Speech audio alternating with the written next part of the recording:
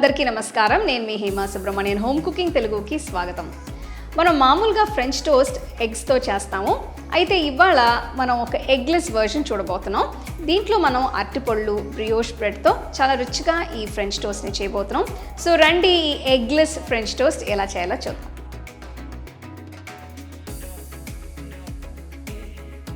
నేను ఈ రెసిపీ కోసం ఒక ఫుల్ బేకరీ బ్రెడ్ లోఫ్ని తీసుకుంటున్నాను. దీన్ని బ్రియోష్ బ్రెడ్ అని అంటారు. మీకు ఇది దొరకకపోతే మామూలు బ్రెడ్ లోఫ్ కూడా వాడుకోవచ్చు. దీన్ని అర అంగుళం అంత స్లైసెస్ అయ్యేట్టు కట్ చేసి పక్కన పెట్టుకోవాలి. ఇప్పుడు అరటిపండు మిశ్రమం కోసం నేను 3 చిన్న సైజ్ అరటిపళ్ళని ఒక మిక్సర్ జార్లో వేస్తున్నాను. వీటిని ఇలా రఫ్గా కట్ చేసి వేస్తే సరిపోతుంది. నెక్స్ట్ ఇందులో 1 టేబుల్ స్పూన్ అంత బ్రౌన్ షుగర్, 1 టేబుల్ స్పూన్ తేనె,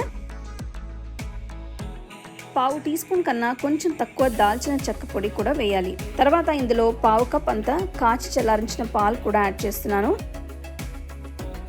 మిక్సర్ జార్లోకి ఒక మూత పెట్టి ఇదంతా మెత్తటి పేస్ట్ అయ్యేట్టు రుబ్బుకోవాలి. ఫ్రెంచ్ టోస్ట్కి కావాల్సిన అరటిపండు మిశ్రమం తయారైంది కాబట్టి ఒక ఫ్లాట్గా ఉన్న ప్లేట్లోకి వేస్తున్నాను. ఒక పెనాన్ని మీడియం ఫ్లేమ్లో ఉంచి వేడి చేయాలి. దీనిపైన కొద్దిగా వెన్న రాయాలి. ఇప్పుడు ఒక బ్రెడ్ స్లైస్ని తీసుకుని అరటిపండు మిశ్రమంతో కోట్ చేయాలి. ఇది ఒకవైపు బాగా కోట్ అయిన తర్వాత రెండో వైపుకి కూడా కోట్ చేయాలి. బ్రెడ్ స్లైస్ రెండు వైపులా అరటిపండు మిశ్రమంతో కవర్ అయ్యేట్టు చూసుకోవాలి. ఇలా కోట్ చేసిన బ్రెడ్ స్లైస్ని వేడి పెనం మీద పెట్టి కాల్చాలి. దీనికి అన్ని వైపులా కొద్దిగా వెన్న రాస్తే ఫ్లేవర్ ఇంకా బాగుంటుంది. ఈ బ్రెడ్ స్లైస్ని రెండు వైపులా గోల్డెన్ బ్రౌన్ రంగులోకి మారేంత వరకు టోస్ట్ చేయాలి. దీన్ని మీరు పొయ్యిని లో ఫ్లేమ్లో ఉంచి చేస్తేనే మాడిపోకుండా చక్కగా కాలుతుంది. మళ్ళీ ఇంకొంచెం వెన్న రాస్తున్నాను. అంతే, ఇలా ఫుల్గా కోట్ అయిన తర్వాత బ్రెడ్ స్లైసెస్ని ప్యాన్ మీద నుంచి తీసి ఒక ప్లేట్లోకి వేసుకోవచ్చు.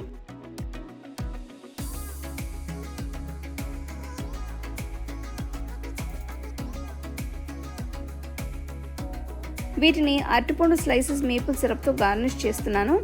మీకు కావాలంటే మేపుల్ సిరప్ బదులు తేనె కూడా వాడుకోవచ్చు. అంతే, ఎగ్లెస్ బనానా ఫ్రెంచ్ టోస్ట్ తయారైనట్టే. వీటిని వేడివేడిగా సర్వ్ చేసుకుంటే చాలా బాగుంటుంది. పిల్లలు కూడా వీటిని బాగా ఇష్టంగా తింటారు.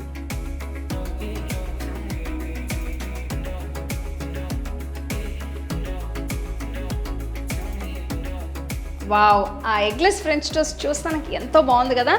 మీరు సర్వ్ చేసేటప్పుడు కొంచెం మేపుల్ సిరప్ కానీ హనీతో కానీ అలాగే కొంచెం ఫ్రూట్స్ అండ్ నట్స్తో సర్వ్ చేస్తే చాలా టేస్టీగా ఉంటుంది.